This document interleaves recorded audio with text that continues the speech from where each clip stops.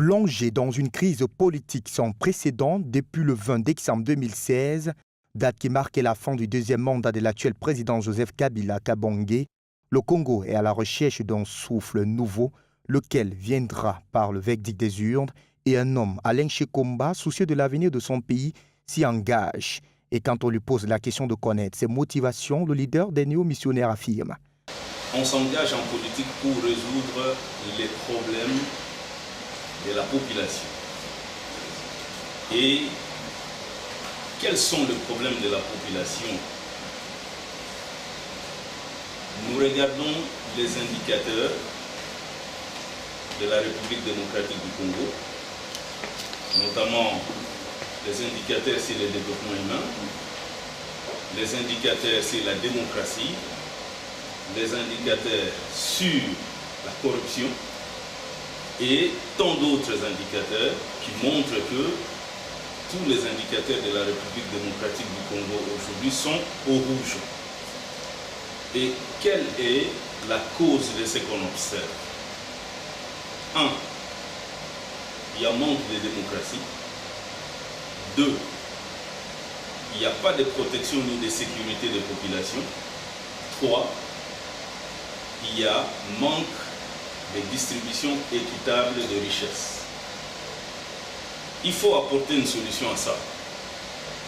Et nous ne pensons pas que la solution à ces trois causes viendrait d'un simple transfert de pouvoir entre les acteurs politiques actuels, connus, qui ont toujours proposé et qui ont toujours agi au nom du peuple congolais.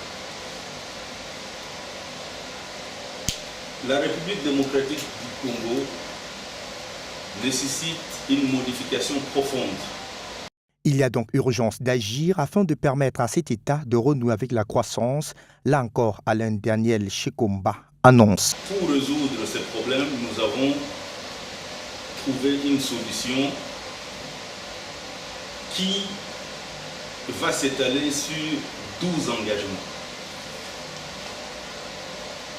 Le premier engagement, c'est le respect de la Constitution. Aujourd'hui, si nous sommes là où nous sommes, c'est parce que les acteurs politiques de tous bords, que ce soit la majorité ou l'opposition, ne respectent pas la Constitution. Que dit la Constitution par rapport au mandat du chef de l'État dans son article 70? Le mandat du chef de l'État est de 5 ans une fois renouvelable. Que dit l'accord de Saint-Sylvestre qui a été signé et validé par toute l'opposition? Ils ont prolongé le mandat du chef de l'État. Alors que, dans son article 78, la Constitution dit que le Premier ministre est issu de la majorité parlementaire. Pourquoi l'opposition a accepté un accord qui viole la Constitution? Ils violent la Constitution en n'étant pas déjà au pouvoir. Et qu'en serait-il quand ils seront au pouvoir? Il y a nécessité d'avoir de nouvelles personnes qui s'engagent à respecter la Constitution dans son ensemble. Ancien président des étudiants de l'Université de Kinshasa en 1999, Chikomba, qui s'est lancé dans la course à la magistrature suprême malgré la présence des mastodontes de la scène politique congolaise, qui sont également en lice, compte bien braver l'échéance électorale prévue dans son pays en décembre 2018.